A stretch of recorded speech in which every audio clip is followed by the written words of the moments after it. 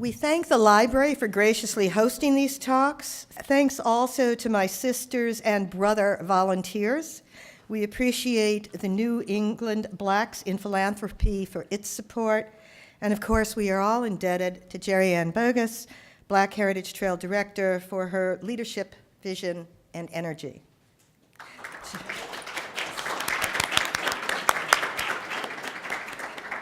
Jerry Ann has described the Tea Talk series as a time to reflect, to honor one another's opinions, a place to learn and grow, and in so doing, move the needle a little closer to equity and justice for all. It is our hope that through shared stories and open, honest dialogue, we can help build bonds of understanding. To reach this goal, there are a few rules of order. Along with don't talk too much and try to listen well, they all boil down to be civil and respectful even when you disagree.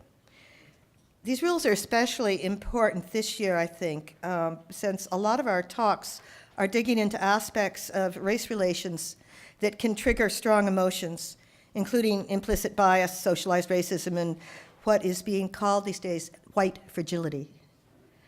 Our Tea Talk today will be guided by two people involved with New Hampshire Listens, which is a civic engagement initiative of UNH's Carsey School on Public Policy. Michelle Holt-Shannon is a co-founder of New Hampshire Listens, and Dr. Dottie Morris is an Associate Vice President for Institutional Diversity and Equity at Keene State College, and also a Carsey Fellow. New Hampshire Listens helps communities and organizations solve problems and decrease divisions, specifically using dialogue as a tool. So get ready to participate. I suspect this will not be a passive presentation.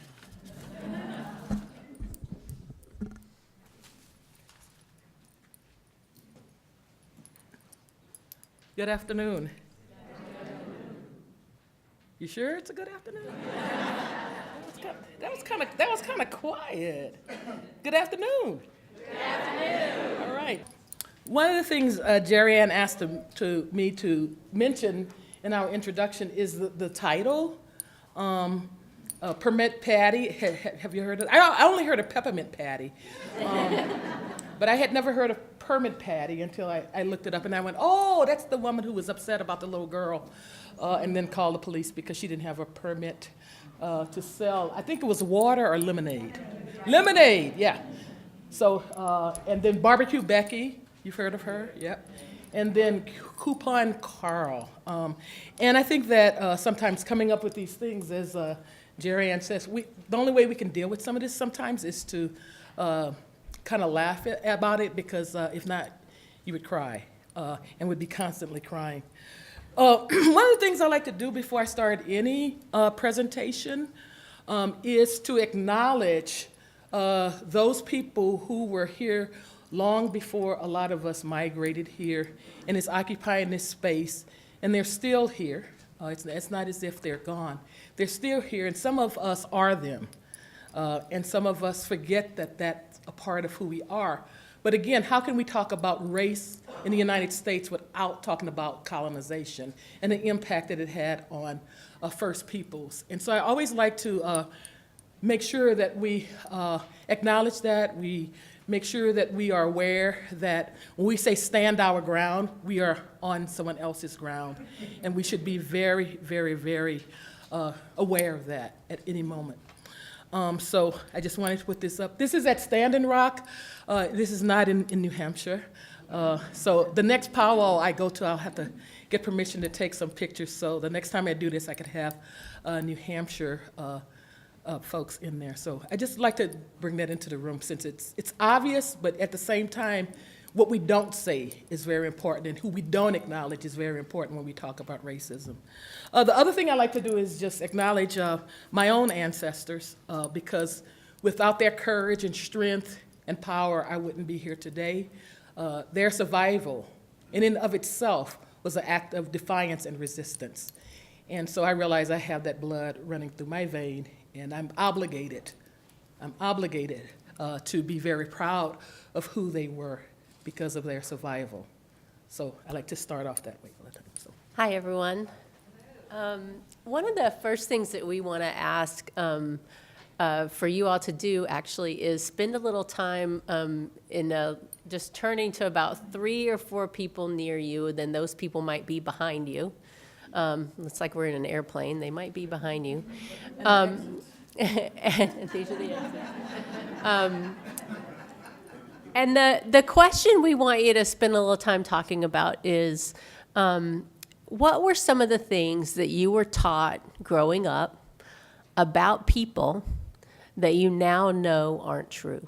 So what are some of the things you remember being taught growing up about groups of people, that you were taught growing up that you now know aren't true? So we'll give you about you now know are not true. So we'll give you about 7 or 8 minutes just to talk with about 3 or 4 people around you, and just dig back in those memories. Sometimes when we think back, oh, I think I was taught that. So, and share with folks around you. Okay? And it's not about judging the person who taught you those things. It's just about realizing that you were taught those things. Okay.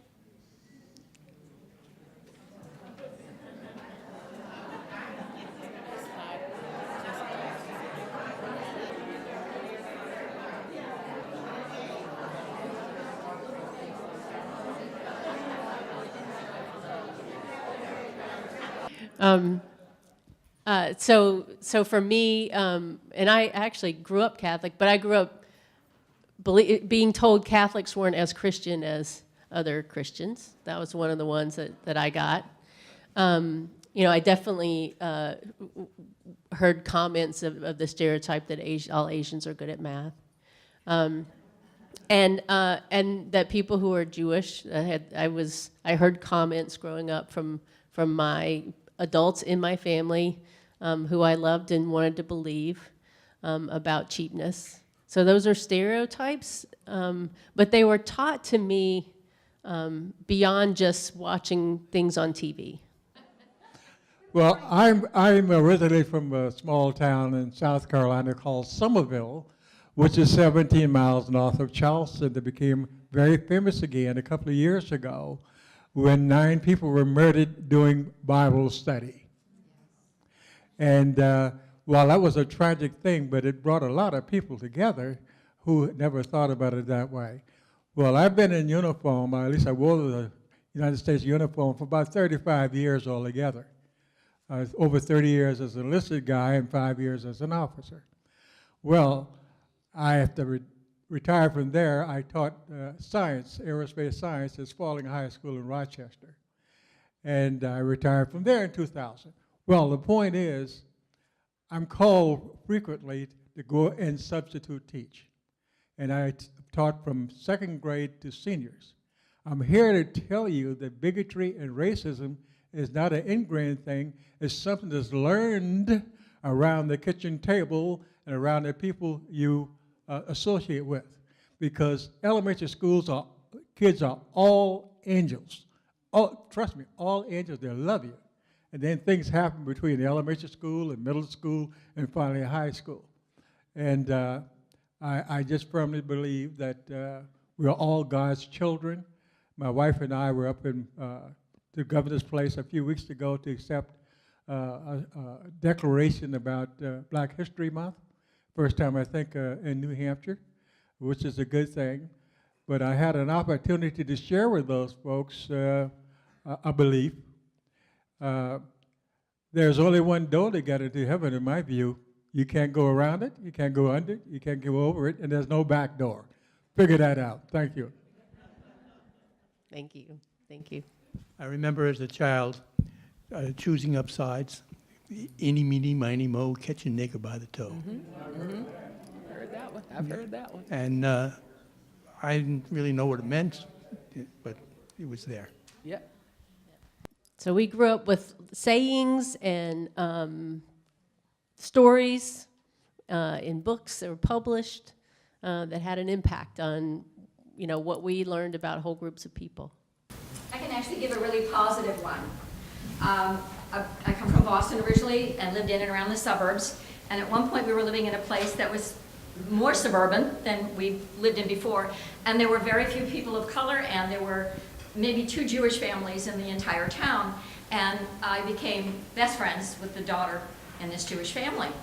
And she was always welcome in our home, but a teacher took me aside and reprimanded me strongly, told me, this girl is not like us, and you should not chum with her. Oh. And I went home and I told my mother this, and my little mother, who never finished high school, came from a rural town in Maine, and my father, who was an immigrant, got together and had a chat that night. My mother called the school the next day and set up an appointment with the teacher and told her that this was not okay, and that I had the right to choose whomever I wanted for friends. Good. And that she should not interfere. And I never forgot that, because my parents never openly talked about race or religion or anything like that in derogatory terms, although they certainly didn't bring, there were very few people of color or any other opportunities. We had family that came, and they were all pretty much the same.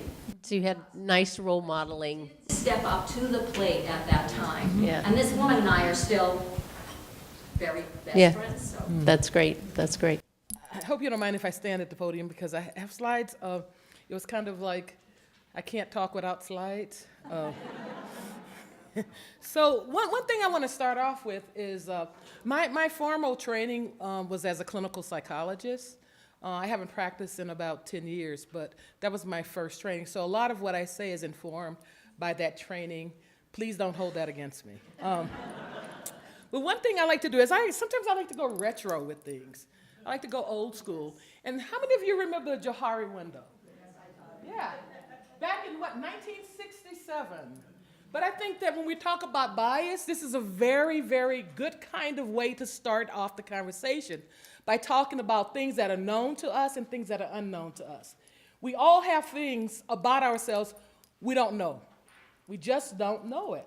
And part of it is because it's so deeply buried in our unconscious, we don't know it, yet it's having a major impact on our behavior. Now, on the other hand, there are things that we don't know about ourselves, but guess what? Other people know that about us. And I guess if you've ever been in a relationship before, I'm sure your significant other would be more than happy to tell you some of those things. So there's some things that are not known to you, but known to others. There are things that are not known to others, but known to you. So there's some things that are very private that you know about yourself. You're very clear on it. You can declare it. It's called declarative memories, declarative, because I can declare certain kinds of things. And then there are other things that you just, that others know about. I said that others know about you. But the one that's really tricky is the one that says unknown. The one that's not known to you and not known to others. And again, just because you don't know it and they don't know it, it doesn't mean it's not having an impact on your behavior. So part of what we'll be talking about to some degree is how do you unearth what you don't even know is there, okay? And so sometimes some of our biases really do. So that's why when someone says something to us, you're like, I don't think this person is talking to me, because I would never say something like that. And so I think that that's why sometimes it's hard for us to kind of internalize what other people tell us. And sometimes, have you ever been shocked by your own behavior? You do something, you go, what's up with that? You know? Or either sometimes I hear something coming out of my mouth and I'm like, oh my God, I'm sounding like my mother. And that's, I don't mean that's a bad thing, but again, I don't even know where it came from. And so part of what we have to do is we have to unearth that. And I think that the reason that I like to unearth it is because what you think and what you feel and what you believe, all the assumptions you have, all the attitudes you have, guess what? It has an impact on your behavior, okay? So even if you don't know what's at the core of your behavior, it's still having an impact on you, what you're thinking. Even if you don't even realize you're thinking, what you're thinking, okay? And then it has an impact on how you feel. So you will act qualitatively different if you are in love with someone because you feel, you have thoughts about them, you have that little feeling like that, versus if you don't like them, and you can have the same kind of physiological reactions, but the way you interpret it with your thoughts will have an impact. So that's the way bias can kind of work, is that you have a belief, known or unknown to you, so deeply buried that you don't even know that you have that belief, but yet it's having an impact on the way you feel about certain people, the way that you act towards those people, and guess what? It'll have an impact on the whole environment. So we have to start looking at how do we do that? So I guess you're saying, if I don't know I hold a bias, and I behave in a harmful way, then what? Well, your behavior towards the person, it may be obvious to others, going back to the Johari window, but not to self. It may be intentional or unintentional. And I think that we get caught up on that.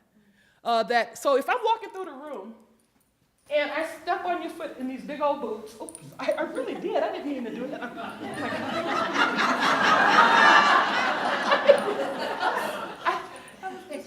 It didn't hurt. Okay, but sometimes it hurts. So if I'm walking through the room and if I didn't intend to step on her foot, and I step on her foot and she goes, "Ow, that hurts," I'm supposed to say what? I'm sorry. Instead of saying, that didn't really hurt. You didn't know I didn't mean to do that? You know I didn't mean to step on your foot and hurt you? Yeah, and it didn't hurt you because you're sturdy. She says she's a sturdy sister. But you see, but again, sometimes that happens when people say, ouch, to something that you've said, and we immediately start trying to convince them that it doesn't hurt because you didn't mean it. So the whole idea that we have to start looking at it, because that might give us some information to help us understand where some of our biases are, when people are constantly saying ouch to us related to some of our behavior, instead of just projecting onto them like they're too sensitive, or they're not tough, or they just need to get over it. That slavery thing was so long ago. I just don't get why they can't let it go. So those kinds of things.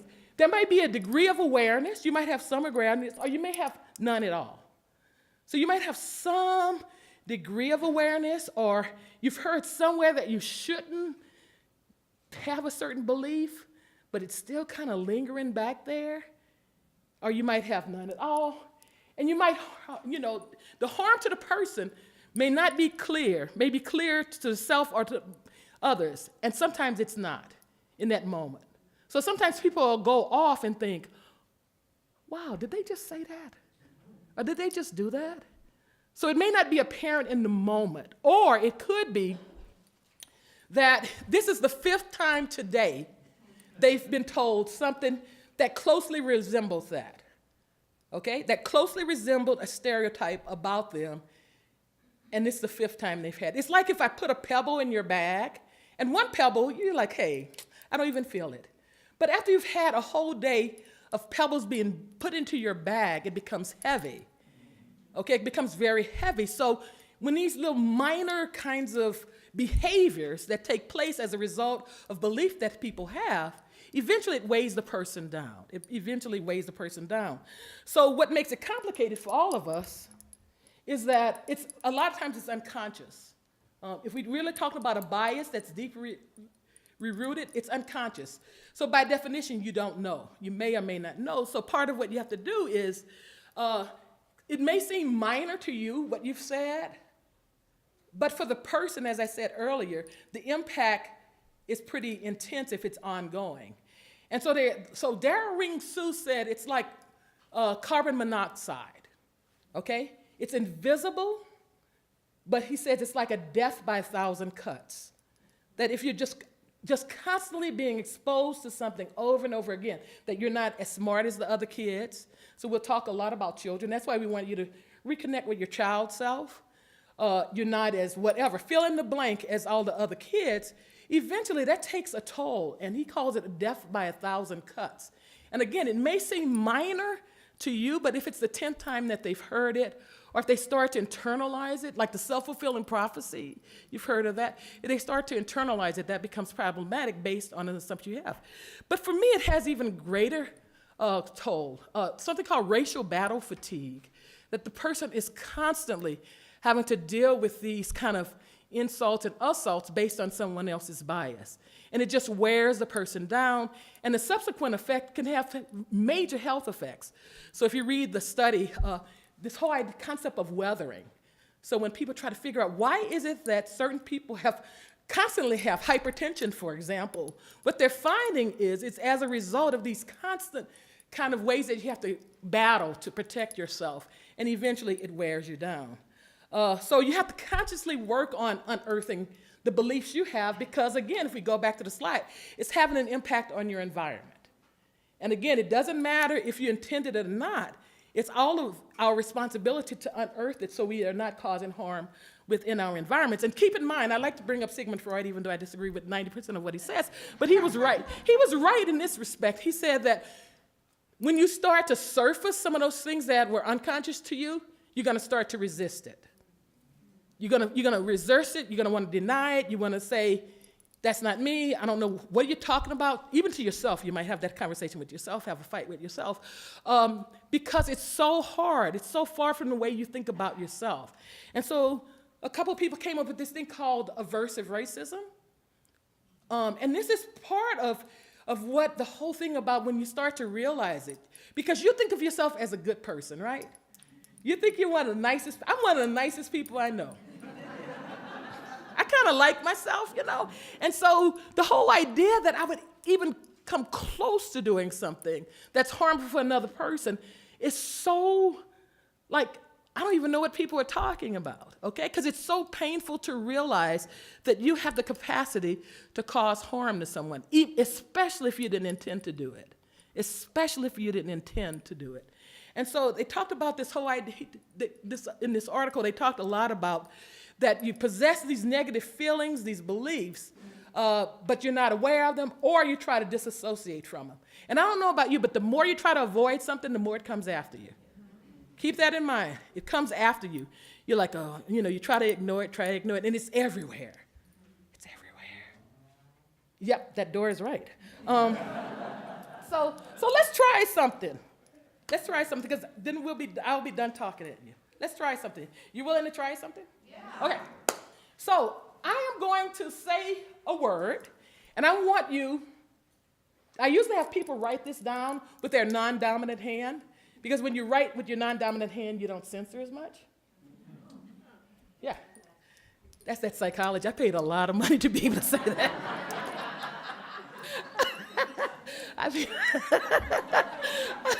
I just cracked myself up. Okay, so seriously, this is serious.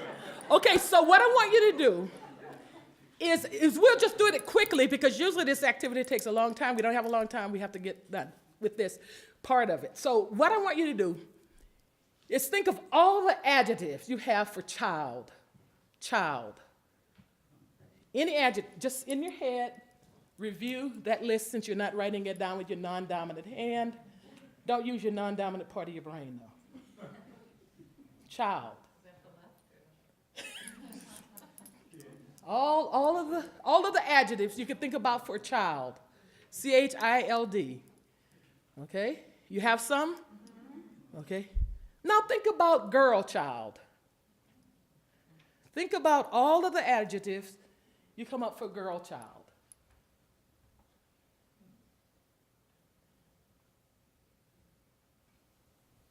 Okay? I know I'm dealing on the gender binary, but this is critical as well, to deal on the boy child. Think of all of the adjectives you think about when you think about boy child.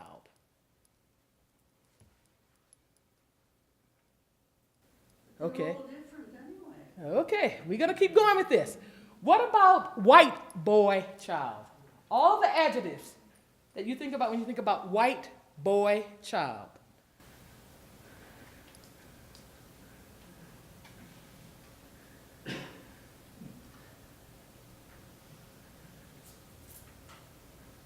Okay, white girl child.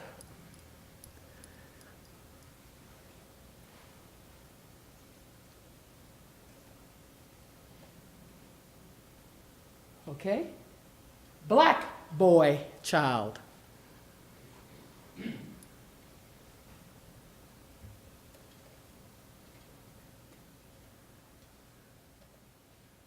Black girl child.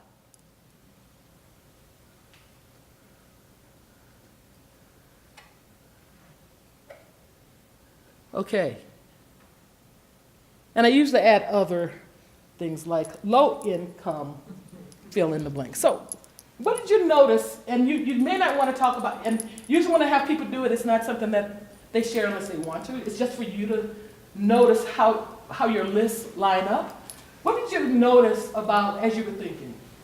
The lists for boy child, girl child, white girl child, white boy child were very much in line. So what was that? Child became proxy for Me. For being white, for being the generic, being the For me, that's okay, that's all I had to the say. thing that you compare everything else to. So your list for white boy child, you probably had that in mind. And so then for boy child, then when I put white boy child, you were thinking about those two overlapping. And how much did it overlap with child in general? When you think about a child? A lot. A lot, okay. Anybody else want to share something? Yes. I just defaulted to my own children's description. Okay. Okay, that's what we do. We have to use the frame of reference that we have at our disposal. What about other people? Yes. I used to teach a lot of classes on gender bias to teachers and others who are working with kids. And we all have acculturated the things that we see on children's birthday cards, wrapping paper, and other things. So when you asked girl child, boy child, it was slightly different from just child generic. Child generic sort of lumps all of those together. But then when you ask me to think girl child, automatically into the head comes the princess, the pretty, the sweet, and yet the boy child hung on to a lot of the other things that were more generic. Active, Generic to child. playful, yes. Okay. Yes, active, playful, physically adept, a lot of those things. And that's, even though I taught that, I have taken those things in over my lifetime because that's what we see. If you look at greeting cards, it always says for a little girl that she's very sweet, that she's this and that. And for the boys, they're doing something very active. Right. Okay.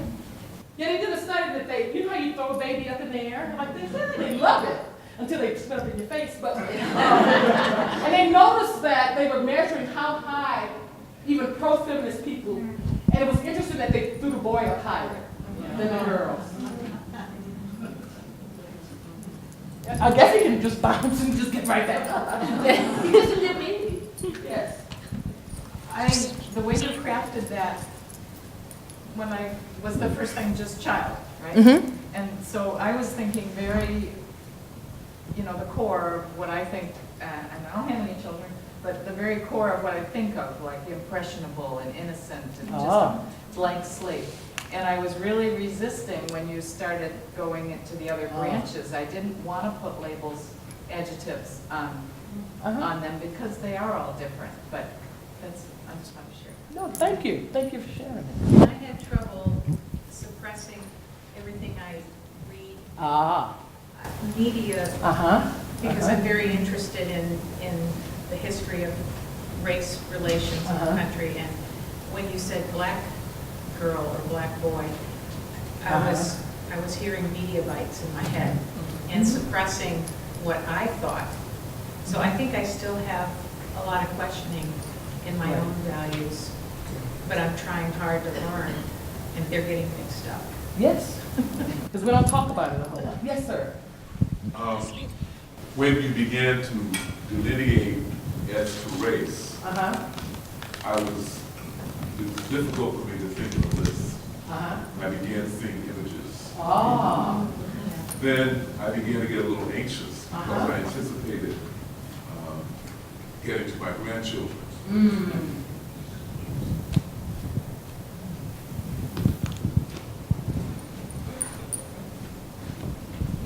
So the images were, I had to work to remember the beautiful ones because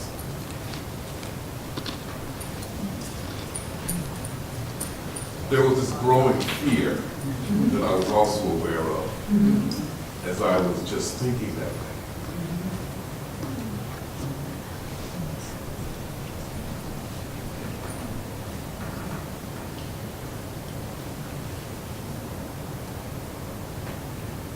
earlier you were speaking about the fatigue that you get, and I mentioned this together when you said it's tiring. It's not always a conscious fatigue. And fatigue is not just, it's not because we're in Rockingham County. It's fatigue that when I was growing up, if there was a black person on television, we all watched it. And if he spoke good English, we were all proud. And if he split verbs, we all felt ashamed. It's amazing. I'm in my 65th year, and those things are still true. And sometimes, in spite of the best that we can do, we still become victims of this enduring ugliness called race. It seems at times to be inescapable.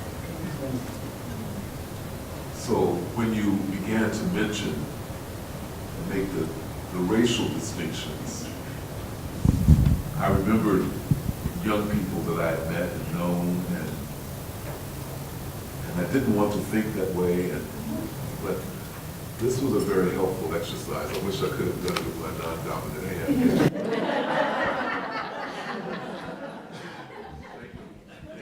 Well, I was kind of nervous and censoring myself because I thought, is this bad to think? Is this bad to think? But when you said black boy child, I thought of a little black boy, I'm afraid to say it, with soft black curly hair. Because one of my neighbors said to somebody with a black child, "Oh, what a cute little monkey," and the woman jumped all over her, rightly so. And I thought, is soft black curly hair, is that wrong too? But that's what I thought of. But that's what I asked you to do. And it was, again, I'm glad you were honest enough and shared that. Thank you. I have 9 grandchildren, ages 10 and under, and 4 of them are black. 4 of them are black. And I was going through the adjectives and descriptive thoughts about them, and they were all kind of coming out, positive and everything. And then all of a sudden I thought of my grandson Josiah, who is black, and I just identified all that I felt in the moment was just fear. I just felt fear, and my stomach just feels upset just thinking about him growing up. Thank you for sharing that. Anybody else? Okay. Thank you. Okay. I just want to say that I thought that was a really good exercise about what I didn't know that I didn't know. And there was a part of me that didn't want to go there. I just felt like, wow, where did that come from? So just thank you. And realizing the power of going into the unknown and being aware. So thank you. When I thought of a boy, black, white, or just a child, I did go to the sort of gender things of impish and mischievous and active, but I just kept thinking, oh, I'm so glad you didn't say teenager. Oh, I'm so glad you didn't say teenager. I was being the resistant student when you were instructing us. And I decided to have an outer body experience and look at myself going through the exercise. And I didn't want to go beyond child because I felt everything you added on was a label. And I've been taught over time, I've learned over time, you try not to label. So I didn't want to add in any of those adjectives because they're all children. And that's okay. Sometimes the best students are the ones who resist the assignment.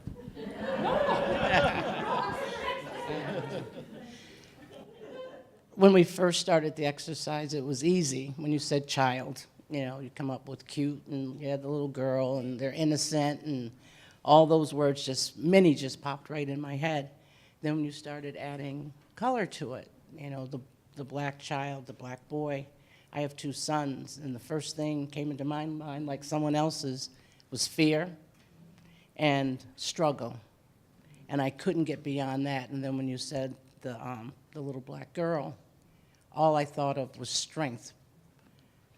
the strength that she was going to have for the rest of her life. So it was an interesting exercise, but it brought up a lot of different emotions. Easier at one point, and then all of a sudden, there was a little wall up. Kind of like what old Sigmund Freud said. Yeah.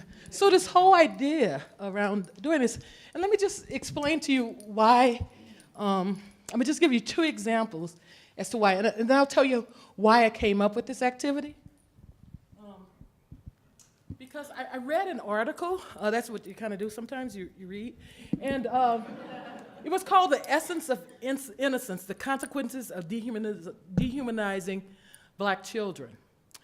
And in this study, they had teachers, and I think they were like 5-year-old kids. And, 5-year-old kids are kind of active for the most part. Some are not as active as others, and they're still okay.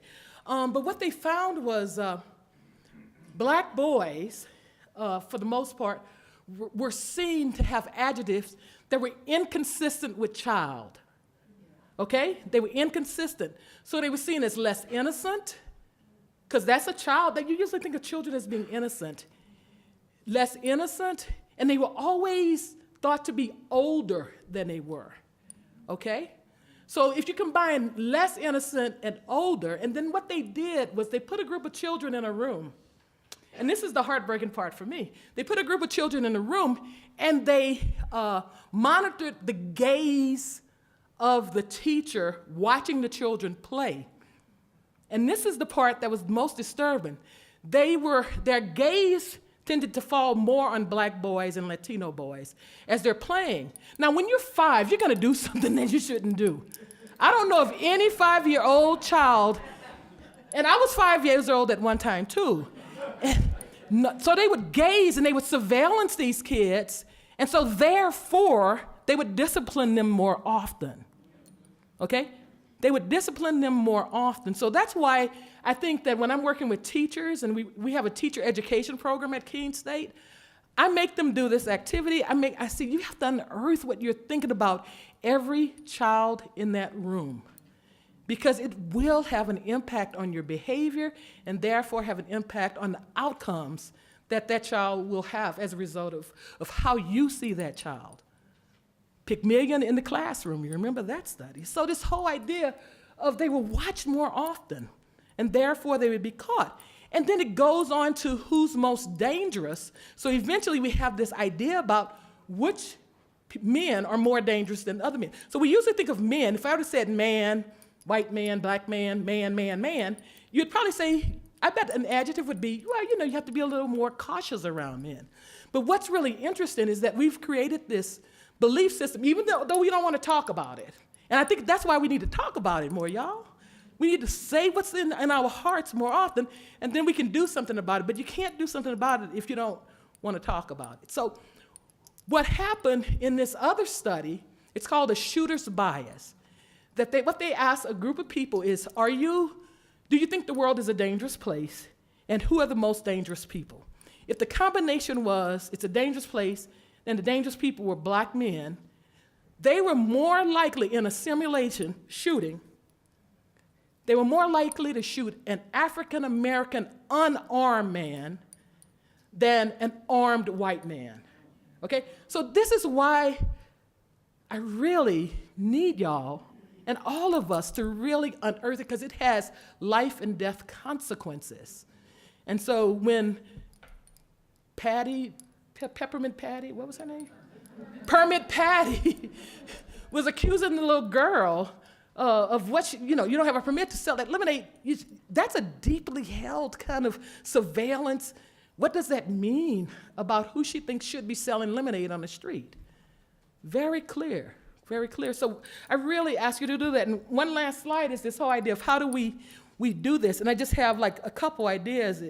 You have to work really hard to make the unconscious conscious. So do little activities like we did with yourself about different things. Or just be mindful of your behavior when you're around certain people. Why am I tensing up? Why am I clutching my bag? Because you have to be aware you're doing it, because it becomes so automatic, we just do it, and then we just go to default mode. But if you stop it long enough, you can spend time reflecting on what are those cognitions and how it's having an effect on my behavior. The other thing is listen to the voices of the people around you who are able to see what you can't see about yourself. Because sometimes we're too close to ourselves to see what's really there. So if people are giving you feedback about your behavior, then instead of defending it, I would go with the next question. What was it about my behavior that led you to feel as though I was being ageist, sexist, racist? Because there might have been something about my behavior that I'm not even aware that I do it. I'm like, oh my goodness, I do that. And the last thing is learn about others by asking questions.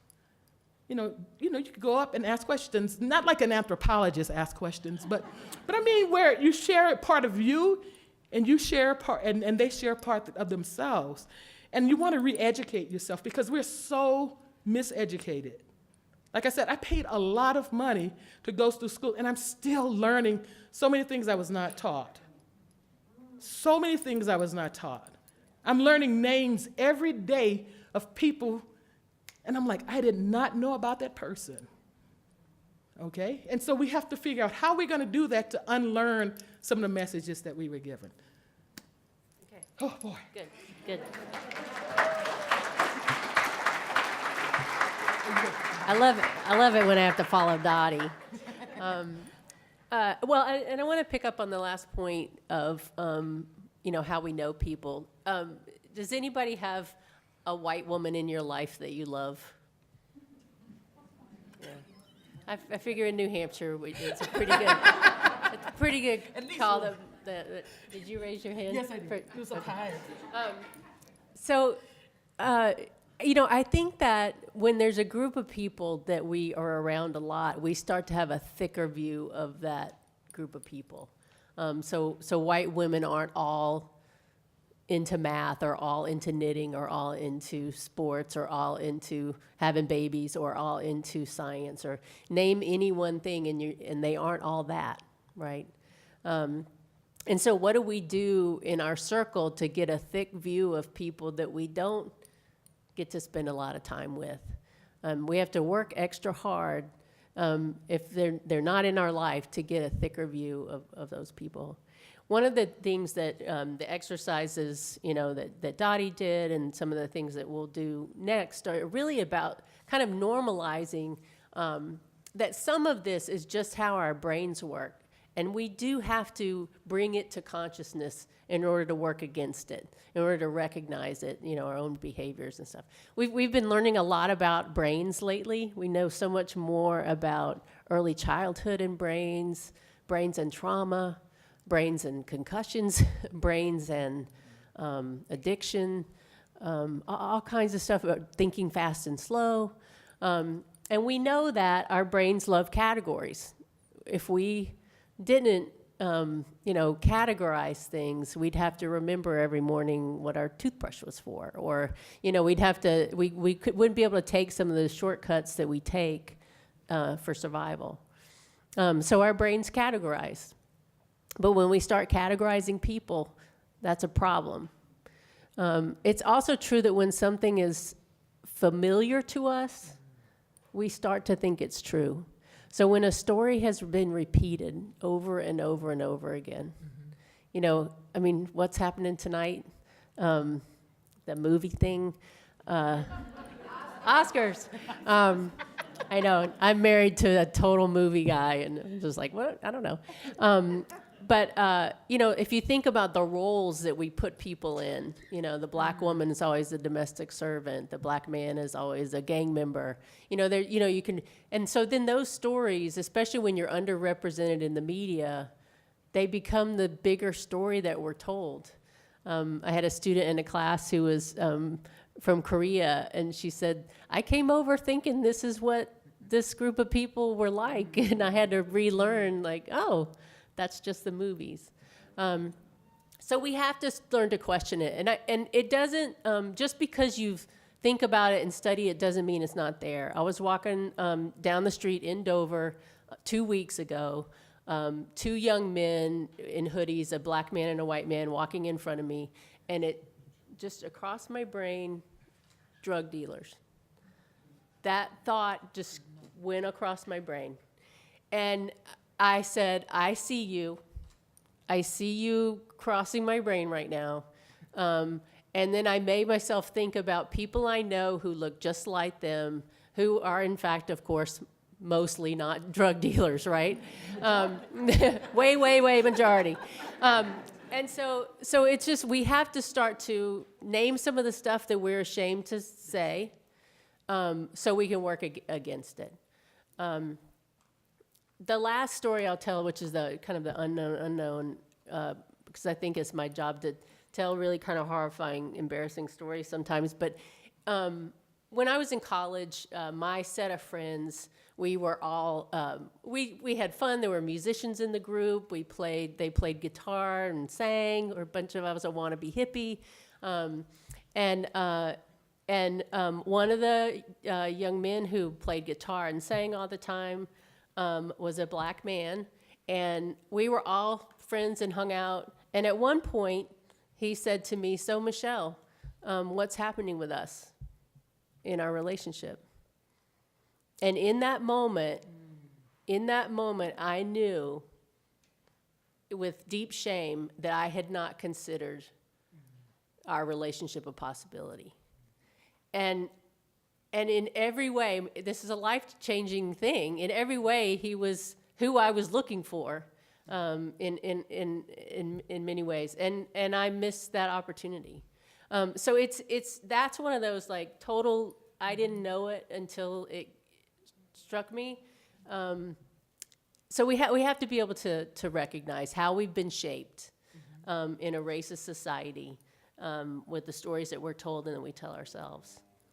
In a second, we're going to play a short video. It's one of my favorites. We use it over and over again around implicit bias.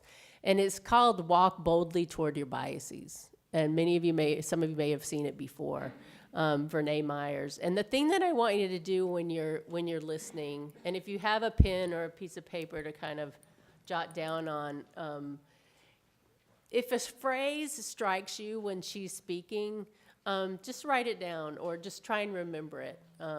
There's a lot of good sort of phrases and one-liners in here to keep up with. So I'll ask, we'll play this, and then we'll keep continuing the conversation.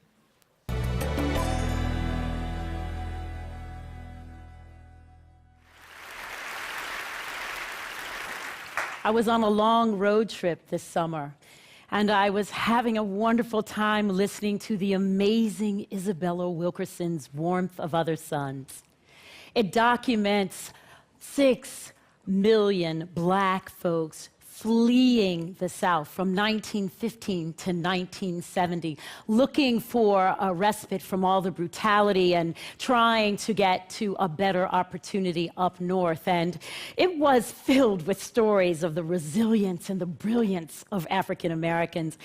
And it was also really hard to hear all the stories of the horrors and the humility and all of the humiliations. It was especially hard to hear about the beatings and the burnings and the lynchings of black men. And I said, this is a little deep. I need a break. I'm going to turn on the radio. I turned it on, and there it was. Ferguson, Missouri. Michael Brown, 18-year-old black man, unarmed, shot by a white police officer, laid on the ground, dead, blood running for 4 hours while his grandmother and little children and his neighbors watched in horror. And I thought, here it is again. This violence, this brutality against black men has been going on for centuries. I mean, it's the same story. It's just different names. I mean, it could have been Amadou Diallo.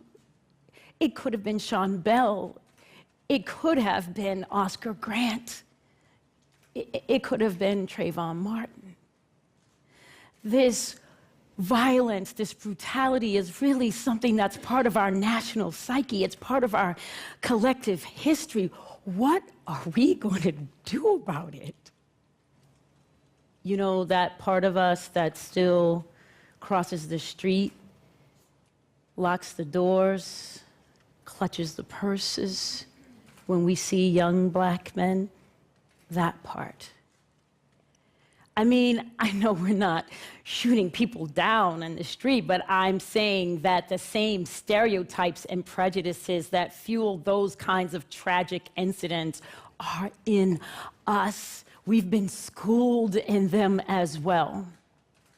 I believe that we can stop these types of incidents, these Fergusons, from happening by looking within and being willing to change ourselves. So I have a call to action for you. There are 3 things that I want to offer us today to think about as ways to stop Ferguson from happening again. 3 things that I think will help us reform our images of young black men. 3 things that I'm hoping will not only protect them, but will open the world so that they can thrive. Can you imagine that? Can you imagine our country embracing young black men, seeing them as part of our future, giving them that kind of openness, that kind of grace we give to people we love? How much better would our lives be? How much better would our country be? Let me just start with number 1. We got to get out of denial. We don't need... Stop trying to be good people. We need real people. You know, I do a lot of diversity work, and people will come up to me at the beginning of a workshop. They're like, "Oh, Miss Diversity Lady, we're so glad you're here. But we don't have a bias bone in our body." And I'm like, really? Because I do this work every day, and I see all my biases. I mean, not too long ago, I was on a plane, and I heard the voice of a women pilot coming over the PA system, and I was just like so excited. I was so thrilled. I was like, yes, women, we are rocking it. We are now in the stratosphere, you know? It was all good, and then it started getting turbulent and bumpy, and I was like, I hope she can drive. I know, right, but it is not even like I knew that was a bias until I was coming back on the other leg, and there's always a guy driving, and it's often turbulent and bumpy, and I've never questioned the competence of the male driver. The pilot is good. Now, here's the problem. It's like, if you ask me explicitly, I would say, female pilot, awesome. But it appears that when things get funky and a little troublesome, a little risky, I lean on a bias that I didn't even know that I had. You know, fast-moving planes in the sky, I want a guy. That's my default. Men are my default. Who is your default? Who do you trust? Who are you afraid of? Who do you implicitly feel connected to? Who do you run away from? I'm going to tell you what we have learned. The implicit association test, which measures unconscious bias. You can go online and take it. 5 million people have taken it. Turns out our default is white. We like white people. We prefer white. What do I mean by that? When people are shown images of black men and white men, we are more quickly able to associate that picture with a positive word, that white person with a positive word, than we are when we are trying to associate positive with a black face. And vice versa. When we see a black face, it's easier for us to connect black with negative than it is white with negative. 70% of white people taking that test prefer white. 50% of black people taking that test prefer white. You see, we were all outside when the contamination came down. What do we do about the fact that our brain automatically associates? You know, one of the things that you probably are thinking about, you're probably like, you know what? I'm just gonna double down on my color blindness. Yes, I'm going to recommit to that. I'm going to suggest to you, no. We've gone about as far as we can go trying to make a difference, trying to not see color. The problem was never that we saw color. It was what we did when we saw the color. It's a false ideal. And while we're busy pretending not to see, we are not being aware of the ways in which racial difference is changing people's possibilities. That's keeping them from thriving, and sometimes it's causing them an early death. So, in fact, what the scientists are telling us is no way, don't even think about colorblindness. In fact, what they're suggesting is stare at awesome black people. Look at them directly in their faces and memorize them, because when we look at awesome folks who are black, it helps to dissociate the association that happens automatically in our brain. Why do you think I'm showing you these beautiful black men behind me? There were not enough, there were so many, I had to cut them. Okay, so here's the thing. I'm trying to reset your automatic associations about who black men are. I'm trying to remind you that young black men grow up to be amazing human beings who have changed our lives and made them better. So here's the thing.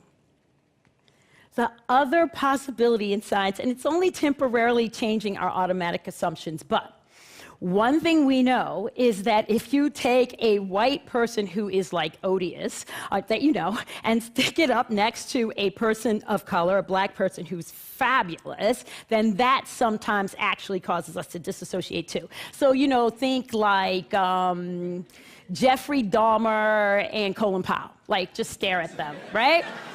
But these are the things. So go looking for your bias. Please, please just get out of denial and go looking for disconfirming data that will prove that, in fact, your old stereotypes are wrong. Okay? So that's number one. Number two, what I'm going to say is move toward young black men instead of away from them. And, you know, it's not the hardest thing to do, but it's also... It's one of these things where you have to be conscious and intentional about it. You know, I was on a Wall Street area one time, like maybe several years ago, and I was with a colleague of mine, and she's really wonderful, and she does diversity work with me, and she's a woman of color, she's Korean, and we were outside, it was late at night, and we were sort of wondering where we were going, we were lost, and I saw this person across the street, and I was thinking, oh, great black guy. You know, I was going toward him without even thinking about it. And she was like, oh, that's interesting. The guy across the street, you know, he was a black guy. I think, you know, black guys generally know where they're going. Like, I don't know why exactly I think that, but this is what I think. Okay, so she was saying, oh, you were going, yay, black guy? She said, I was going, black guy. Other direction. Same need, same guy, same clothes, same time, same street. Different reaction. And she said, I feel so bad. I'm a diversity consultant. I did the black guy thing. I'm a woman of color. Oh my God. And I said, you know what? Please, we really need to relax about this. I mean, you got to realize I go way back with black guys. My dad is a black guy. You see what I'm saying? I got a 6'5" black guy son. I was married to a black guy. My black guy thing is so wide and so deep that I can pretty much sort and figure out who that black guy is. And he was my black guy. He said, yes, ladies, I know where you're going. I'll take you there. You know, biases are the stories we make up about people before we know who they actually are. But how are we going to know who they are when we've been told to avoid and be afraid of them? So I'm going to tell you to walk toward your discomfort. And I'm not asking you to take any crazy risks. I'm saying just do an inventory. Expand your social and professional circles. Just like, who's in your circle? Who's missing? How many authentic relationships do you have with young black people, folks, men, women, or any other major difference from who you are and how you roll, so to speak? Because you know what? There may be, just look around your periphery. There may be somebody at work, in your classroom, in your house of worship, somewhere. There's some black young guy there. And you're nice. You say hi. I'm saying go deeper, closer, further. And build the kinds of relationships, the kinds of friendships that actually cause you to see the holistic person and to really go against the stereotypes. I know some of you out there, I know, because I have some white friends in particular, they will say, you have no idea how awkward I am. Like, I don't think this is going to work for me. I'm sure I'm going to blow this. Okay, maybe. But this thing is not about perfection. It's about connection. And you're not going to get comfortable before you get uncomfortable. I mean, you just have to do it. And young black men, what I'm saying is if someone comes your way genuine and authentically, take the invitation. Not everyone is out to get you. Go looking for those people who can see your humanity. It's the empathy and the compassion that comes out of having relationships with people who are different from you. Something really powerful and beautiful happens. You start to realize that they are you, that they're part of you, that they are in your family. And then we cease to be bystanders, and we become actors, we become advocates, and we become allies. So go away from your comfort into a bigger, brighter thing, because that is how we will stop another Ferguson from happening. That's how we create a community where everybody, especially young black men, can thrive. So this last thing is going to be harder, and I know it, but I'm just going to put it out there anyway. When we see something, we have to have the courage to say something, even to the people we love. It's holidays, and it's going to be a time when we're sitting around the table and having a good time with many of us anyway. We'll be in holidays. And, you got to listen to the conversations around the table. You start to say things like, Grandma's a bigot. Uncle Joe is racist. And we love Grandma and we love Uncle Joe. We do. We know they're good people. But what they're saying is wrong. And we need to be able to say something, because you know who else is at the table? The children are at the table. And we wonder why these biases don't die and move from generation to generation, because we're not saying anything.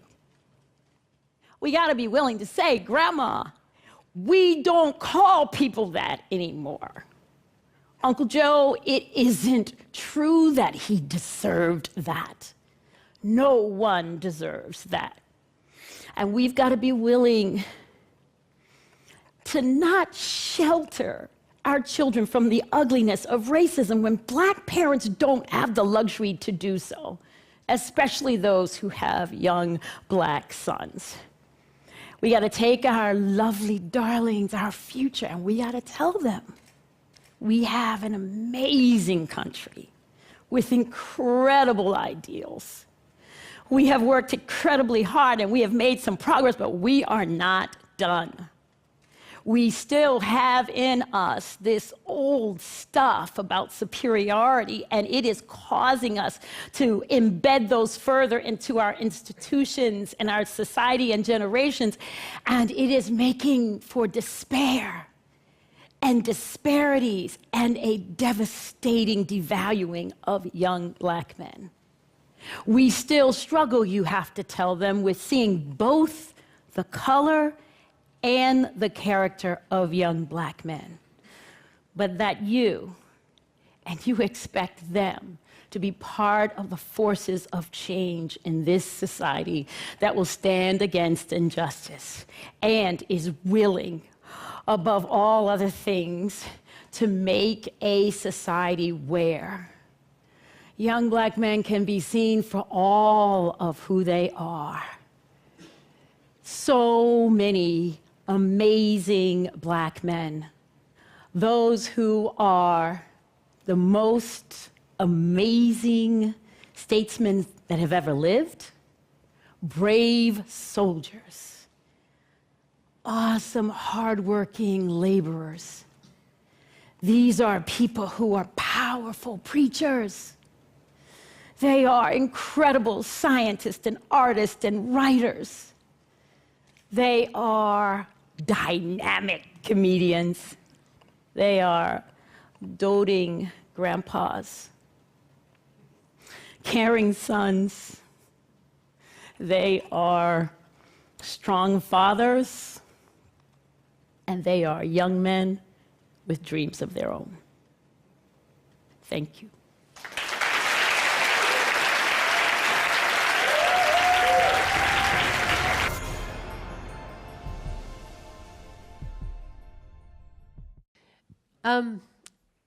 I'd love to know if anyone kept up with just a phrase or a thought that she shared that stuck out in your mind.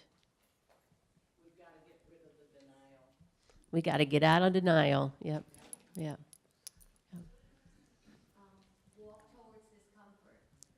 Walk towards discomfort. We're not going to get comfortable before we get uncomfortable. Yeah. Good is not real. We need real people. Yeah.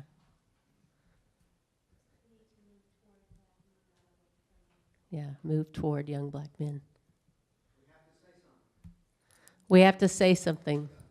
Speak up. You know who's at the table? The children are at the table. Yeah.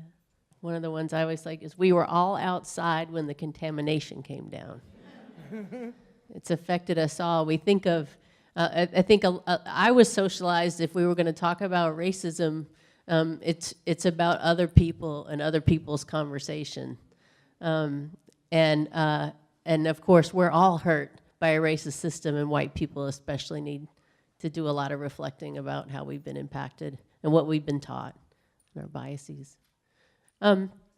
So in the next few minutes, we're going to ask you to do a little turn and talk again, and just again circle up with 3 or 4 people around you, and talk about it's something that stood out to you in the video, but also specifically when she said, and you can find all this stuff at Project Implicit. Is where the tests are that she was talking about, Project Implicit. But then she said, who is your default? Mm-hmm. Who do you trust? Who are you afraid of? Who do you implicitly feel connected to?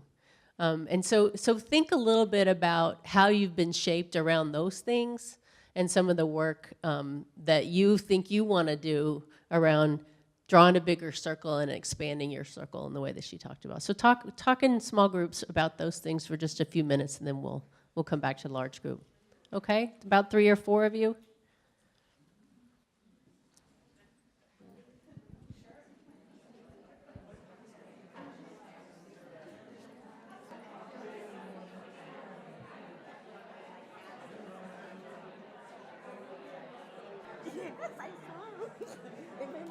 Yeah, slightly off from kidding, right?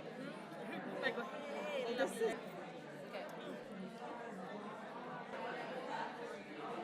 don't spend a whole lot of time on one thing. Okay. So we'd love to hear from a few of you, just a thought or something that you're thinking about, something that came up in your conversations that maybe was common, something that stood out to you, insight. Love to hear from you. Yeah. Just a quick one, that we have this thing that we say that we're mostly fearful of black men, yet we were talking about that most of the major mass shootings have been white men. Yeah. There's like go seeking disconfirming data, when she says look for disconfirming data, so that you learn, we know it's not true. I never thought I had any bias at all, but listening to you, it made me remember a program I watched on PBS, American Experience, about Sammy Davis Jr. that I've always admired and loved to watch and listen to, and thought he was a genius of an entertainer. But I had never heard or seen him being interviewed on a talk show. And I was blown away by how eloquent and articulate and intelligent he was. And I never would have even thought that way if it had been a white entertainer being interviewed on a talk show. So that was that little bias that was in there that I wasn't even conscious of. You know, why should he be so eloquent and articulate? My God, he didn't even have a regular education. You know, it wouldn't have been that kind of reaction if it had been a white entertainer. And I didn't realize that until today, listening to you all, that I even had that kind of bias.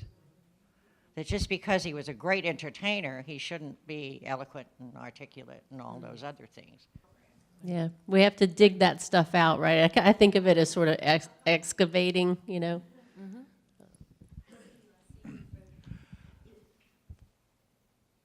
If you don't already have it, buy today's Portsmouth Herald or the Fosters. Front page. Children are leading the way in Dover High School. Look at that. In fact, the Bible says so. Little child shall lead them, and they're starting to happen. Started in Florida. You know, I like to think that I judge people by their character, the content of their character. But about a month ago, I realized, you know, I don't like tattoos, particularly these people with big sleeves, you know, tattoos. And when I see somebody like that, I say, oh, that person's, you know, trash. I'm not going to do that anymore. Thank you. Thank you. Yeah. One thing, telling somebody's whole story, right? Nothing tells a whole story. Yeah. A couple other thoughts, things that came up? Just reflecting on a conversation in the small groups as well about the point about sort of walking towards people and trying to create more connections within and broaden our circles. And thinking about there's a little bit of that fear of being rejected and all of that. And we had a nice conversation about sort of if I were to walk up to a white woman that I'm trying to make friends with and we didn't connect, I would just assume that we didn't connect. But if it was of somebody of another race, I would worry that it was, oh, it's because I'm white and they might not like me. And it's like, no, we just might not connect. And so that being willing to take that step and there's gonna be hits and misses, and just being willing to step forward, being really important, and to try to create some of those connections as well. And understanding that a lot of folks of color have a real long history of having bad experiences with people, so that we'd have to earn our way in a little bit more, you know, maybe the reality.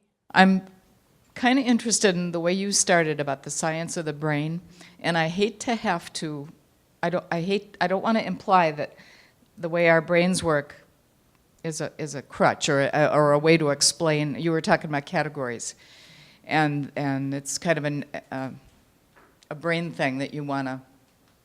I think it's a survival mechanism that people want to size other people up quickly in order, like a self-protection thing. And obviously a lot of that is the learned bias that you're talking about.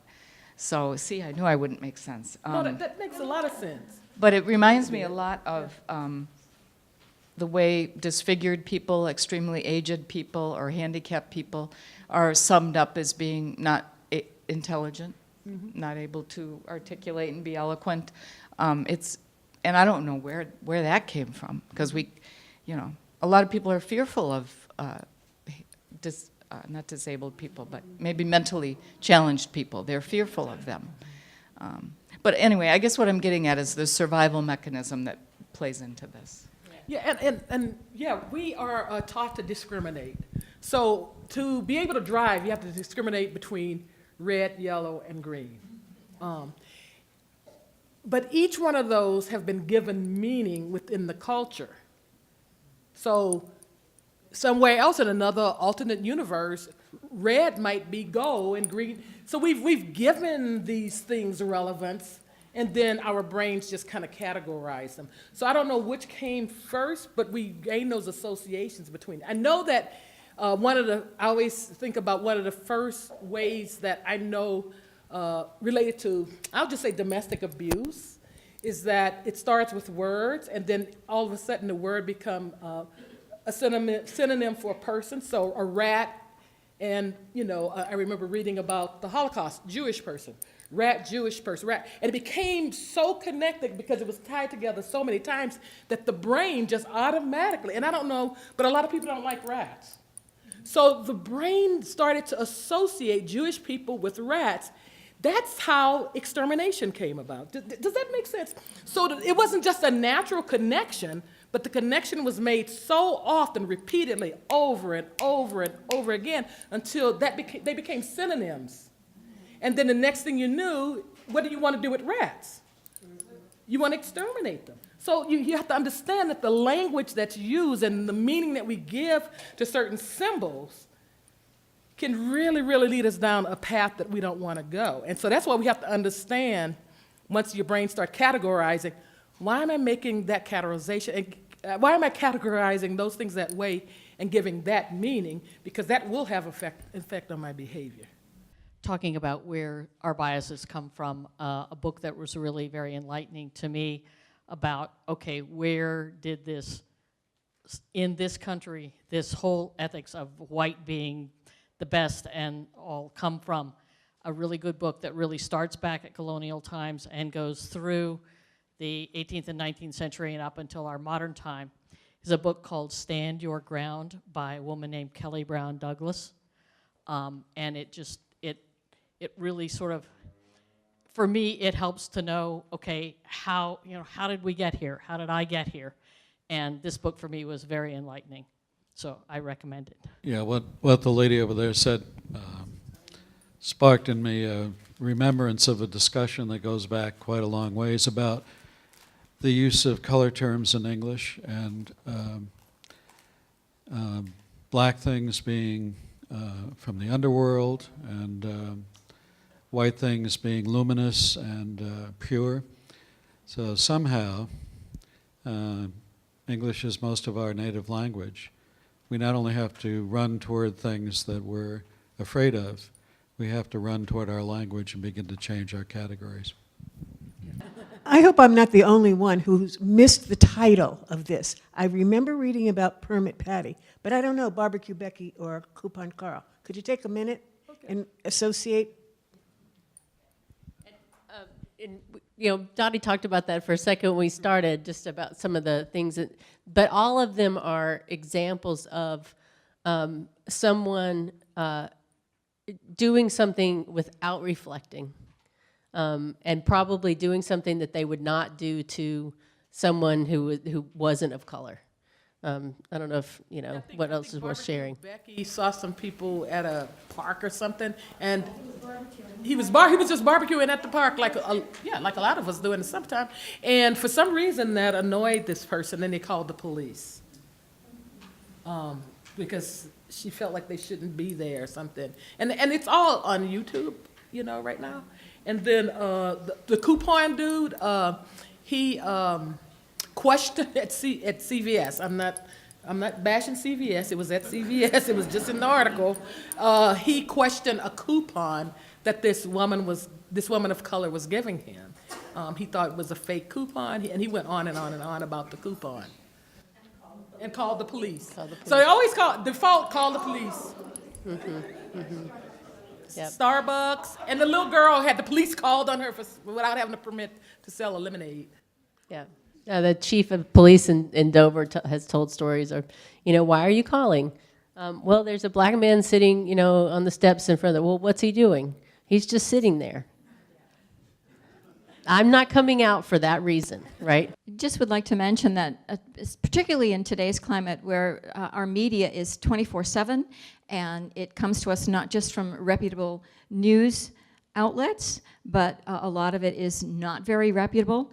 And when we talk about how our brain works and how we are able to absorb some of this and carry it forward through the use of our primitive brain stem in the way that learns, Some of this we have to be very aware of is done very, very deliberately and has always been done very, very deliberately. And great examples can be seen if you do any research on posters, recruitment posters for soldiers during the different world wars, because depending on who we saw as our quote-unquote enemy, we would vilify those people in posters and make them less than human, because that was how we knew our soldiers would be able to kill them.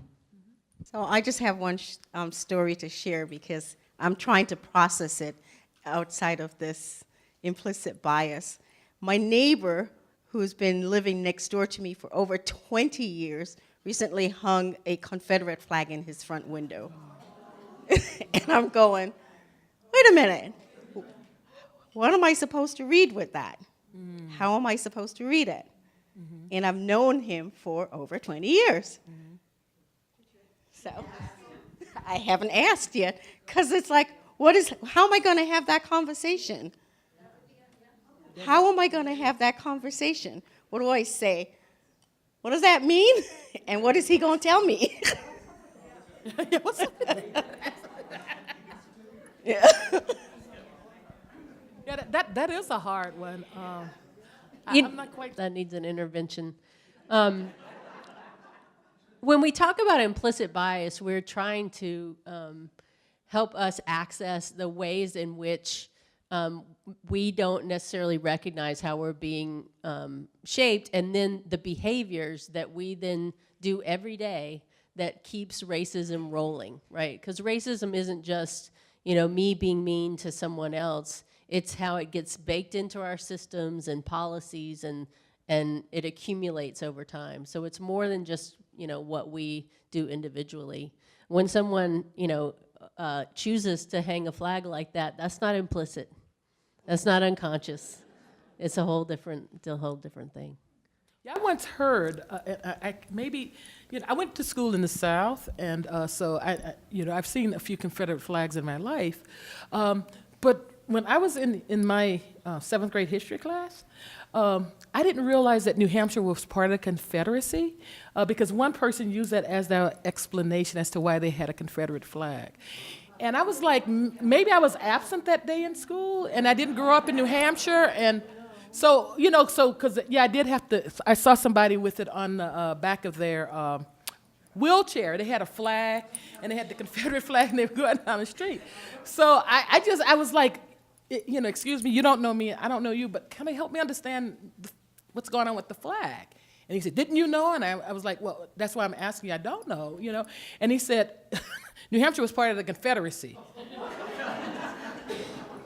And at that point, all I could do was go, okay, maybe I was absent that day in school. So beware that you might get an answer that makes no sense to you in that way. And it probably, I don't know if it makes sense to them either. It's just, I don't know. And especially if, I've learned, from living in New England, if it's your home, you do whatever you want to do in your home. So don't be surprised if he says, this is my home. So I always, I don't ever ask a question without being prepared for every possible answer.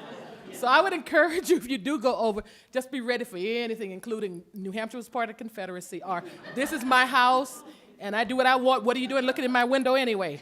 And then I'm going to call the police. So what better place to make a pitch for history than working, with the Black Heritage Trail of New Hampshire? We are systematically denied an education around these things in the United States, systematically.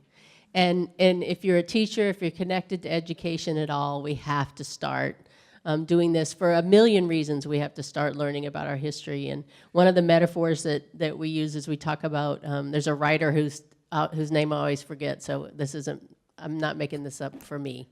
But windows and mirrors. We all need mirrors. We need to see ourselves reflected in the curriculum, in the people around us. We need to see ourselves reflected, whether we're learning about math or science or slavery. And we need to see windows into other people's worlds. We need windows where we get exposed to things that are not a part of our own life. So if our high schools, our elementary schools, our middle schools, our dining room table doesn't have windows and mirrors, we need to, think about how to make that happen. I have one more pitch, and I can't remember who said it because I just learned it. A person, he was a Puerto Rican person. You might know who it is. I can't remember his name right now. But one of his quotes that I thought was so amazing. He said, "History must restore what slavery took away." And part of what he's saying is that when he was a kid living in Puerto Rico, he was told that black people didn't have a history. And so, thank you. I have no memory. So and so this whole idea. And so what we have to do is not only have the narrative about enslavement for people of African descent, but we also have to have the pre-U.S.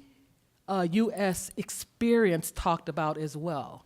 Because if that's the only experience that we're talking about, especially to young African American kids, they think, because there's a lot of shame for a lot of, I used to have that shame, I let it go. You know why? Because I learned something about when you're the victim of something, you don't bear the guilt or the shame about that. The shame and the guilt should go to the person who was the perpetrator.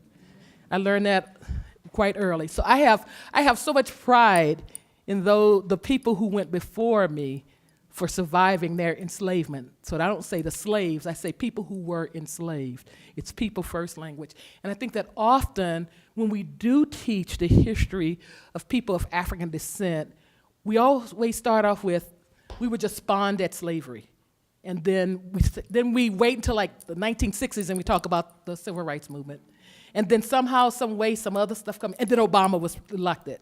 And that's the narrative. And I think that if we're really going to restore some of those things that we still have, because, a lot of this was formed to justify enslavement, justify the extermination or the genocide of Native American peoples, and all sorts of things, illegally taking land from people in what we call Hawaii, and in California, New Mexico, and Texas. So I think that what we have to do is we have to tell a balance of stories. Chinua Achebe talks about that, the Nigerian writer. So I beg you to be able to do that, to not only talk about the enslavement experience, especially for kids who are growing up in this environment where they're not hearing another narrative. And it's very distressing to me. And I just wanted to share this. This is called Race, the Power of an Illusion. It's a 3-part series. It's getting kind of dated, but the material I think is still pretty relevant. And it's in a lot of libraries because I have this from the Keene State Library. But I just wanted to say if you don't want to do the book version of something, you can just watch it. Race, the Power of an Illusion. It's a 3-part series. Mm-hmm. Race, the Power of an Illusion. So before we close, any questions, especially for Dr. Morris? Thank you guys very much for hosting this today. It was fantastic. I have a question for Dottie. When you were talking on that slide about the teacher bias and the eye contact and so forth, I was wondering, did the study go any further and talk about the modeling and that behavior on other students, and were they noticing the teacher and then reflecting that behavior back, and then so that perpetuates that behavior? Yeah, I don't remember it from that study, but there was another study that did show that children, because they're like sponges, and so they're watching everything that we do. I was a school counselor for kindergarten to 5th graders, and kindergartners could tell me which kid the teacher liked more. Because when you're a little kid, people tend to like touch you when they're talking to you and those kinds of things, and they would watch that the teacher didn't like touch certain kids, and it was always just subtle, nuanced things that they picked up on. So I don't remember it from that study, but I remember it from other studies. That children are very astute. Oh my gosh, it's kind of scary. Okay. Okay. I just wanted to make a comment about your shirt. I love the saying on your shirt, Dr. Morris. Thank you. Does your shirt say? It says, "I am my ancestors' wildest dreams." I am my ancestors' wildest dream. Yes, you are. Jerry answered it. Can anyone speak to, because we know this happens from birth to preschool to kindergarten, you know, is where this all starts. Can anyone speak to how the curriculum in our schools is doing, and the books that are used, and lesson planning? It's not, I don't think the teachers are just let loose in the schools. There's some mandates there. I will tell you that from the work I'm doing in schools and all over New England, we have a long way to go, and our teacher prep programs have a long way to go. When I said we are systematically denied an education, you know, around our history, it's the overt stuff, but it's also just a lot of, you know, most of our teachers are white women, and I love white women. I'm one, but we kind of assume it's going to work for all of us, you know, like the systems are going to work, and so we haven't questioned some of the stuff that we need to be questioning. In Dover, after the incident in December, and I'm working with the Dover schools with some other colleagues, and the students would say, I ended up starting to go home to my parents and say, oh, we're doing the same, we're doing that unit again, we're doing the, Martin Luther King, we're doing slavery.